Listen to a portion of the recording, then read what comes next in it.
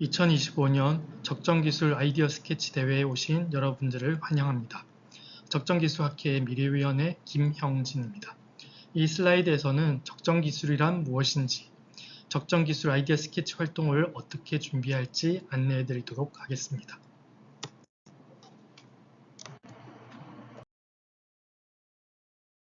적정기술 개념이 어떻게 진화해 왔는지, 중간기술, 비즈니스, 디자인으로 연결되는 그 개념들을 말씀드리도록 하겠습니다. 한국의 경제학자 슈마허의 중간기술로부터 시작되었습니다. 인도가 영국의 식민지였을 때 영국에서는 인도에서 재료를 값싸게 들여와서 가공을 한 다음에 대량 생산해서 인도에 다시 수출을 하였습니다. 그러다 보니 기존의 인도에서 간의 수공업으로 생산하던 물품은 가격도 상대적으로 비싸고 잘 팔리지 않아 점점 망하게 되었습니다. 그러다 보니 경제력이 점점 떨어지게 되고 물품을 사기도 힘든 가난한 신세를 면하기 힘들게 되었습니다. 그래서 간디는 물레방아 운동을 하였는데요. 여기에서 착상을 얻어 슈마허는 작은 것이 아름답다라는 이야기를 하게 되었습니다. 대량 생산하는 물건들은 쉽게 만들고 또 쉽게 쓸 수 있습니다. 그러다 보니까 자원을 낭비하게 되고요. 또 무분별하게 버려지는 물건들 때문에 환경을 오염시키는 문제도 일으키고 있습니다. 따라서 필요한 만큼 생산해서 쓰자는 중간기술의 개념이 등장하게 됩니다. 정신과 의사였던 폴 플락은 어떻게 하면 빈곤계층이 가난을 벗어날 수 있을까라는 고민을 했었는데요. 이 대상들을 자선의 대상이 아닌 고객으로 봤을 때 지속가능한 도움이 가능하다고 생각하였습니다. 그래서 빈곤계층이 일방적으로 원조를 받는 게 아니라 직접 구입함으로써 책임감을 가지고 자기의 사업을 지속할 수 있도록 하였습니다. 파파넥은 인간을 위한 디자인을 이야기하였습니다. 적정기술에 디자인적인 요소를 더하여 사회 공동체의 문화적, 정치적, 경제적 조건에 맞춰 지속가능한 생산과 소비를 가능하게 하는 기술을 적정기술로 보았습니다. 개발도상국의 현실을 고려하여 저렴하고 단순하며 지역 주민들이 직접 만들고 사용할 수 있는 기술을 강조하였습니다. 실제로 파파넥은 인도네시아의 발리 섬에 화산 폭발로 많은 피해가 있는데 현재 있는 재료로 라디오를 만들어서 현지 주민이 화산 폭발 소식을 미리 접하고 대피할 수 있도록 하였습니다. 그때 만들었던 라디오가 깡통 라디오인데요. 그 주변에 있는 재료를 이용해서 만들었는데 9센트 정도의 가격으로 라디오를 만들 수 있었습니다. 좀 전까지 적정기술이 어떤 것인지 그 개념이 변해온 과정들을 이야기해 드렸는데요. 이제 우리가 준비하는 적정기술 아이디어 스케치 활동에 대한 안내를 드리도록 하겠습니다. 적정기술은 우리의 삶과 닿아 있습니다. 함께 잘 살자라는 그런 의도로 문제를 해결하는 활동입니다. 그러다 보니 생존과 삶의 질에 관련된 문제를 해결하고자 접근하고 있습니다.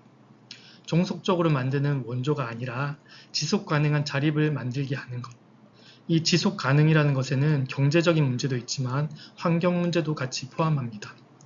왜냐하면 환경이 나빠졌을 때, 지구온난화와 같은 또는 환경오염과 같은 문제에 부딪혔을 때 문명의 혜택을 보지 못하고 그대로 피해를 받는 쪽은 이런 빈곤층이기 때문입니다. 이 적정기술 활동에서는 우리의 과학 지식으로 주변의 문제를 해결하고자 하는 것에 있습니다.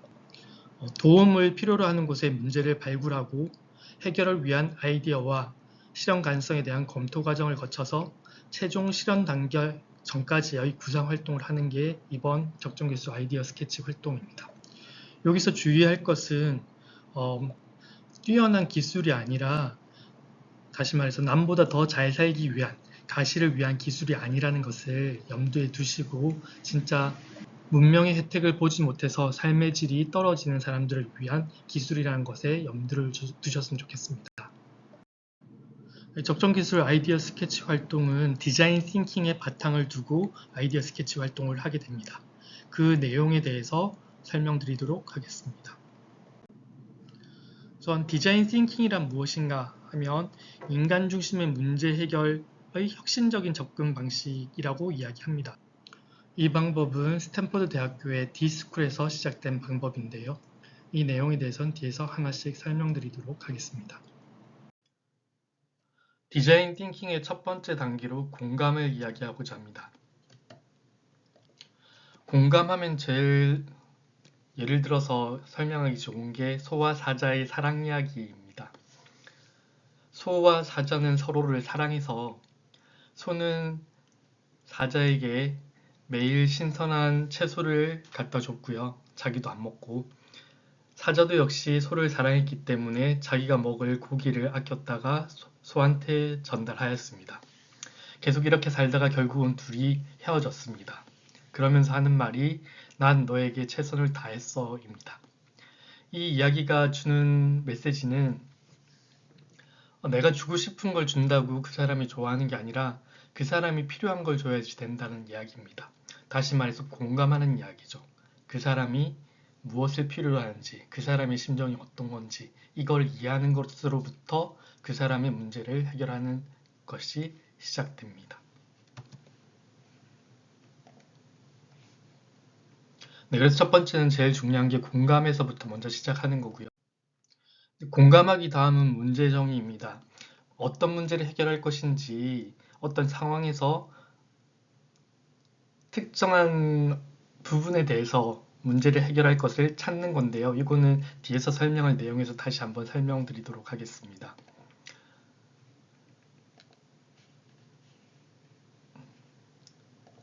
근데 공감을 하고 문제까지 정의를 했으면요. 그 다음 단계로는 아이디어를 내는 것입니다. 우리가 정의한 문제에 대해서 해결하기 위해서 다양한 아이디어를 서로 수집하는 과정입니다. 여러 조원들의 아이디어가 모였으면 이제 그 아이디어를 분류하고 실제로 우리가 어떤 아이디어를 채택해서 문제를 해결할 것인지 결정해야 됩니다. 그러고 난 다음에 우리의 아이디어가 잘 먹히는지 확인하기 위해서 프로토타입이라는 것을 제작하게 됩니다. 이것도 뒤에서 다시 설명드리도록 하겠습니다. 프로토타입까지 제작됐으면 이제 확인하는 작업이 필요한데요. 그래서 우리가 생각했던 아이디어가 잘 작동한다는 것을 우리가 가상의 그 제품을 쓰게 될 가상의 사람을 정해서 확인한다든지 아니면 실제로 가서 이 물건이 필요로 하는 사람한테 직접 써보게 하고 확인하는 과정을 통해서 우리 아이디어가 제대로 먹히는지 확인하고 보완하는 작업을 거치게 됩니다. 테스트 과정까지 잘 끝나게 되면 이제 바로 적용하면 되는데요. 지금까지의 내용을 간단하게 정리하면 적정기술 아이디어 스케치 과정의 설계는 첫 번째 공감으로부터 시작해서 그 공감으로부터 이제 해결하기 위한 아이디어를 모으고요. 그 아이디어를 바탕으로 다시 이제 현실화 가능한지 직접 프로토타입을 만들어 봅니다.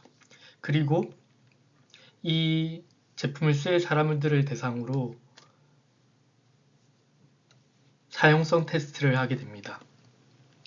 이거를 제대로 쓸 것인지 아니면 쓰기 힘든지 이런 피드백을 받아서 그걸 바탕으로 계속 보완한 다음에 결국 안정된 제품을 만들었으면 그걸 가지고 실현하는 단계로 갑니다. 여기까지의 과정을 학교 현장에서 적용할 수 있도록 8차식 프로그램으로 만들어 봤는데요. 이 내용들에 대해서 하나씩 설명해 드리도록 하겠습니다. 공감에서부터 시작해서 실천까지 가는 과정이 될 거고요. 아이디어 스케치이기 때문에 실천은 빼고 실천 바로 앞까지의 과정을 이야기하게 될 것입니다. 우선 1차 시에서는 팀을 짜고 적정 기술이란 무엇인지 같이 자료도 조사하면서 팀을 구성하는 단계, 아이스 브레이킹 하는 단계, 그리고 적정 기술에 대해서 서로 발표하는 단계, 이거를 첫 차시에서 먼저 해볼 수가 있을 거고요. 두 번째 차시에서는 문제 상황을 인식하는 과정에 대해서 같이 이야기해 볼 수 있습니다. 내가 봤을 때 어떤 게 문제가 있어서 이거를 해결해야겠다라고 생각하는 것들이 있는지 우리 생활 속에서 느꼈던 것에서 찾을 수도 있고요. 아니면 각종 매체를 통해서 느꼈던 것들, 봤던 것들을 가지고 이야기를 할 수가 있을 것입니다. 이런 자기가 봤던 여러 가지 경험을 바탕으로 문제가 된다라고 생각했을 때 이거를 다른 사람들한테도 설득시킬 수가 있어야 됩니다. 막상 문제가 된다고 생각했지만 실제로는 그런 것들에 대해서 다른 사람들이 시도해보고 문제가 아닌 것이 밝혀졌을 수도 있는데 그런 것 없이 그냥 자기 생각에 그냥 뇌피셜로 문제라고 생각할 수는 없는 거기 때문에 주변 사람들한테 설득시킬 수 있는 데이터라든지 통계 자료 또는 그 상황을 시뮬레이션하는 스토리텔링이라든지 이런 것들이 필요합니다. 이걸 바탕으로 사람들한테 이거 진짜 중요한 문제야 라고 설득하는 과정이 들어가겠죠. 예를 들어서 설명하려고 하는데요.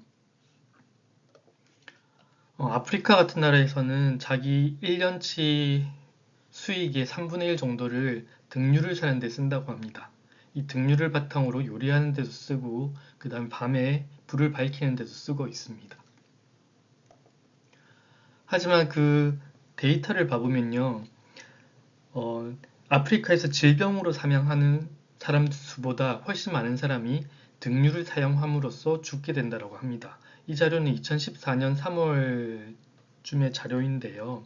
예를 들어서 설명하면 이렇게 될 수 있다는 것이죠. 2014년 당시에 이런 자료를 접했다면 그러면 이거에 대한 문제를 인식하고 이거를 해결하기 위한 문제 정의를 하게 될 것입니다. 그 내용은 뒤에서 다시 이야기하도록 하겠습니다. 문제를 인식했으면 그 다음 단계로 공감이 필요합니다. 나는 분명히 문제라고 생각했지만 그 사람들은 문제로 인식하지 않을 수도 있거든요. 거기에는 그 지역의 문화나 전통으로 인해서 당연하게 생각하는 것도 있고요. 하지만 그게 삶의 질이나 건강에 치명적인 영향을 미치는 경우가 있고요.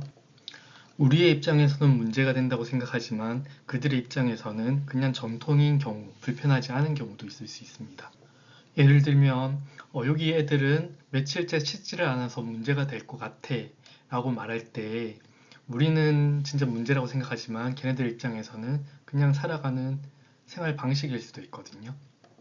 따라서 3차 시에는 그 상황들을 우리가 한번 생각해 보는 것입니다.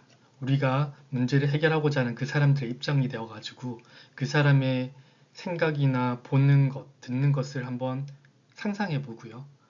그리고 이 사람이 어떻게 생활 패턴이 되는지 이런 것들을 우리가 한번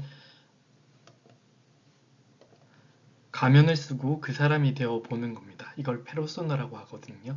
이런 활동을 통해서 그 사람의 입장이 되어 보는 활동을 해보고 이걸 연극이라든지 아니면 이런 네임카드를 통해서 공감지들을 통해서 한번 생각해보는 활동을 해볼 수가 있습니다.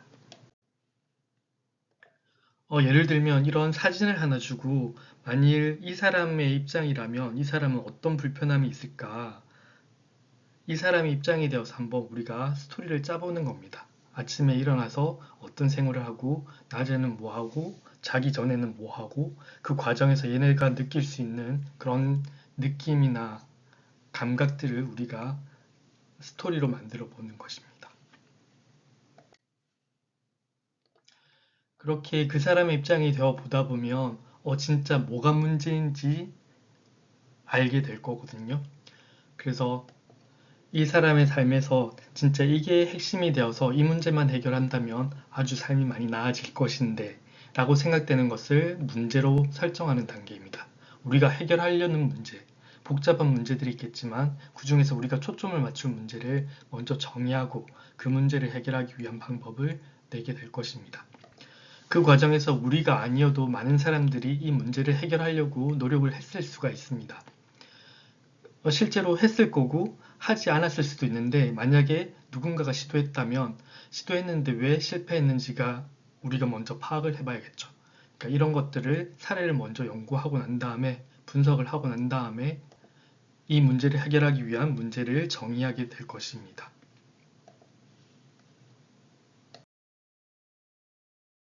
문제 정의의 예시로 아까 2차 시에서 말씀드렸던 케로신 등으로 등유로 다시 한번 넘어가 보겠습니다. 이 케로신 등을 씀으로 인해서 많은 사람들이 질병보다 더 많이 죽는다라고 했는데요. 이 문제를 해결하기 위해서 우리가 접근할 수 있는 것은 이 사람이 가난하기 때문에 케로신 등을 썼다. 가난으로 접근할 수도 있고요. 아니면 화재 때문에 사람들이 많이 죽었기 때문에 화재를 내지 않게끔 뭐 전등을 주겠다라든지 아니면 그 케로신 등을 그 집안에서 때우면서 연기가 나기 때문이라면 이 연기를 없애기 위해서 어떻게 할 것인지를 고민한다든지 이런 그 여러 가지 이 사람들이 닥칠 수 있는 여러 가지 문제 중에서 하나를 정한 다음에 이 문제를 해결하기 위한 아이디어로 가게 될 것입니다. 그러기 위해서는 어떤 게 문제가 되는지 우리가 초점을 어디에 맞출지 먼저 생각해 보게 되는 과정이 필요합니다. 이게 바로 문제 정의의 과정입니다. 문제를 결정했으면 이 문제를 이제 해결하기 위해서 팀원들과 아이디어를 모으게 될 것인데요. 이 과정을 1시간에 걸쳐서 체계적으로 해볼 수 있는 방법이 있습니다. 보통 포스트잇을 나눠주고요. 그 포스트잇에 각자가 아이디어를 제약 없이 막 써서 붙이게 됩니다. 여러 명이 붙인 포스트잇에 그 아이디어를 모은 다음에 같은 비슷한 생각끼리 분류하는 과정을 거치고요. 분류하는 과정에서 이렇게도 분류해보고 저렇게도 분류하면서 서로가 서로를 설득하는 과정이 있을 것입니다. 그 과정에서 때로는 그 아이디어를 더 보완하는 아이디어가 나오기도 하고요. 아이디어가 연결되면서 새로운 아이디어가 나오기도 하고 그리고 같이 이야기하다 보면 이건 아닌 것 같아 하고 제외하는 아이디어도 나올 것입니다.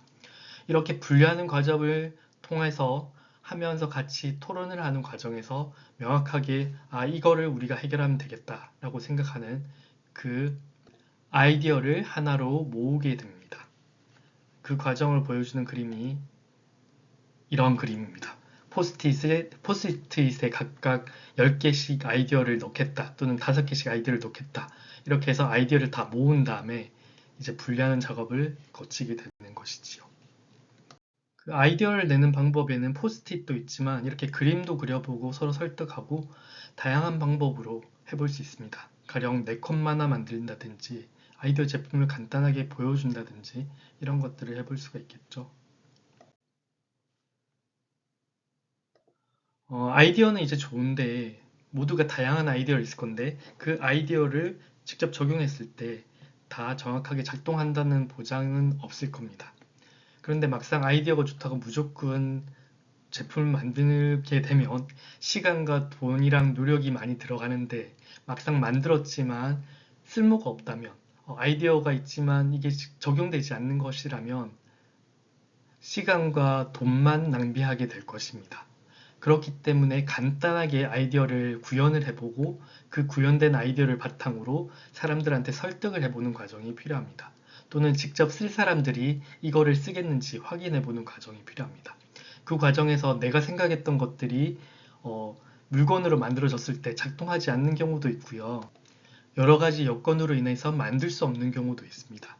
이런 식으로 직접 아이디어를 현실화시킬 수 있는지 테스트하는 과정, 그거를 간단하게 만들어 보고 검증하는 과정을 프로토타입 제작하는 과정이라고 합니다. 물론 프로토타입 제작하기 전에 문헌을 검토한다든지 과학적 실험을 통해서 이게 먹히는 것을 확인한다든지 이런 과정들도 같이 들어갈 수가 있습니다. 그리고 전문가의 멘토링을 통해서 검증받는 방법도 있을 수 있습니다. 가령 이런 식으로 그 디자인을 조금 더 눈에 보이게 그림으로 표현할 수도 있고요. 시뮬레이션으로 돌릴 수도 있고 아니면 직접 가볍게 만들어 와서 보여주는 방법도 있습니다. 가령 그 정수하는 과정에서 여기 있는 재료들을 하나씩 하나씩 보여주면서 오염된 물을 통과시켰을 때 물이 어떻게 정수가 되는지를 직접 하나하나 재료를 통해서 보여주는 방법도 있을 수 있습니다. 그렇게 만들어진 프로토타입을 가지고 테스트하고 테스트한다는 곳에는 실험을 통해서 테스트할 수도 있겠지만 사람들한테 이거 쓰겠습니까? 라고 물어보는 것도 역시 테스트 과정으로 볼 수 있습니다. 이러면서 만약에 작동 안 한다, 혹은 이 사람들이 쓰지 않겠다 라고 한다면 왜 작동 안 하는지 또는 왜 이 사람들이 쓰지 않는지를 파악한 다음에 그 부분을 다시 수정 보완하고 다시 한번 테스트 과정을 거치면서 이 정도가 되면 잘 작동하고 사람들이 쓰겠다 라고 싶을 때 직접 제작으로 들어가고 현장에 투입될 수 있습니다.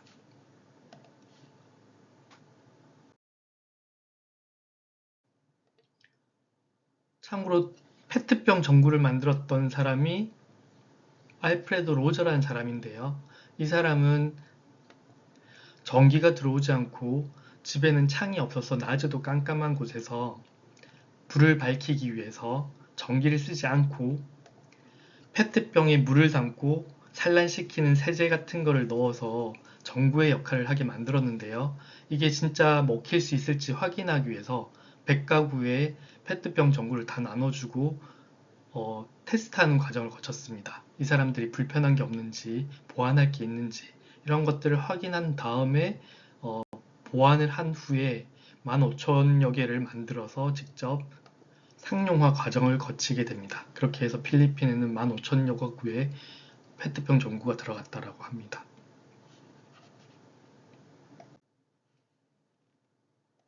이 그림에는 다양한 적정 기술 아이템들이 나와 있는데요.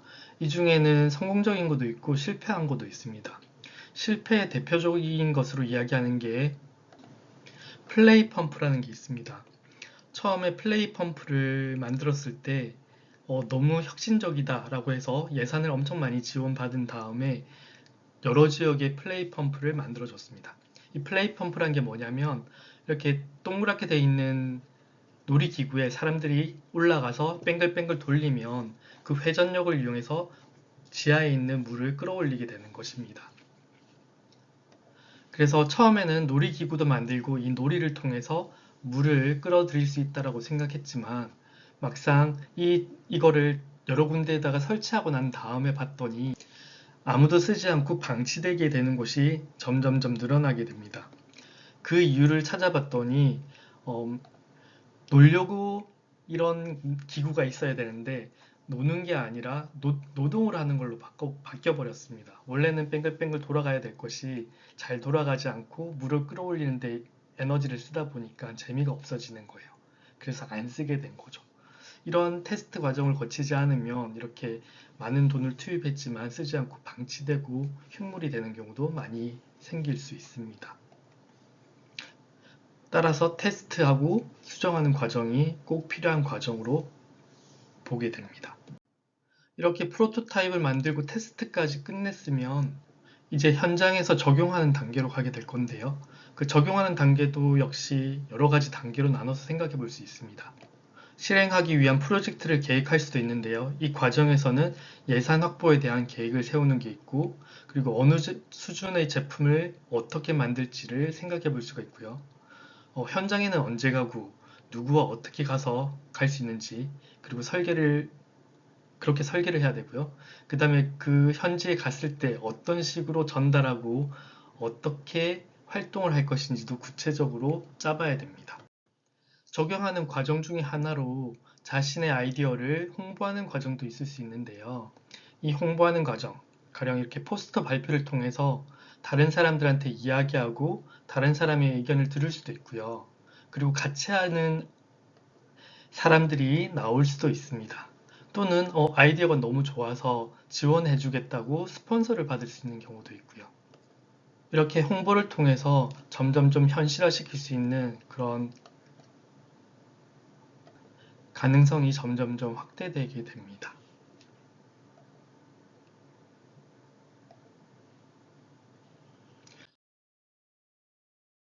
이거는 저희 학교에서 했던 사례인데요.